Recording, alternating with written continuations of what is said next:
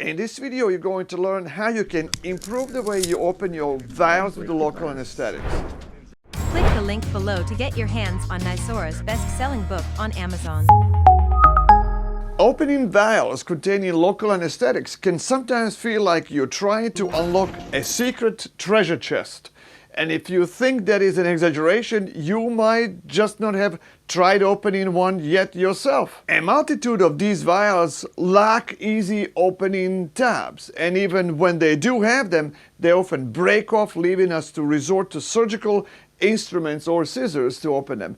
But this improvisation comes with its own set of challenges, mainly the risk of injury from the sharp-edged aluminum caps. But in this video, we will demonstrate a safer, more efficient and cost-effective way to tackle this issue.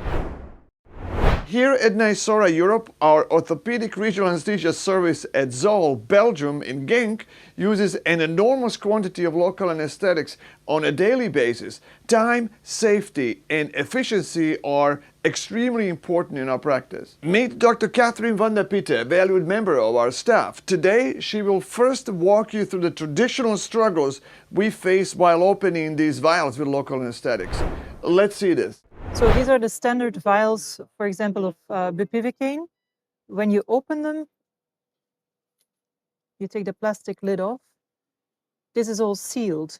So in order to get the local anesthetic out, we either need to draw it up with a syringe and a needle, or one can try to open the cap with a tool, which is quite dangerous. People get hurt. You might all of a sudden lose control.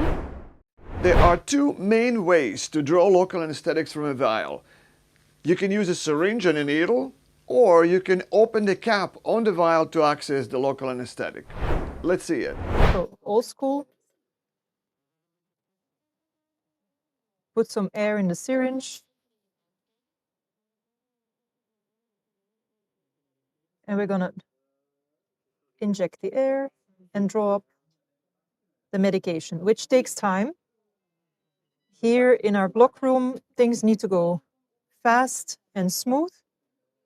So what we prefer is to pour the local anesthetic into our nerve block tray. And therefore, this cap needs to be removed. Old school, trying to remove the cap of these particular vials don't have that little lid that can be peeled off. So then you can use this tool, try to peel off that metal, which is not as easy to do, like this. And then you can take off the lid. That's not ideal. Takes time. It's impractical.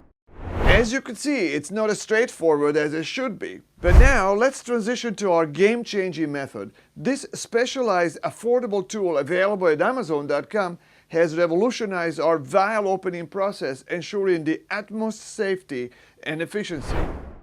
To solve that problem, we are testing a vial decapper. This is what it looks like. You can open it. On one end, you can open a vial. This is, in this case, 11 millimeters. This vial is 20 millimeters. Take off the plastic lid first. You place it on top. You hold it tight. And then you just twist a little bit. And it comes off. And that's it. In one move, the vial is decapped.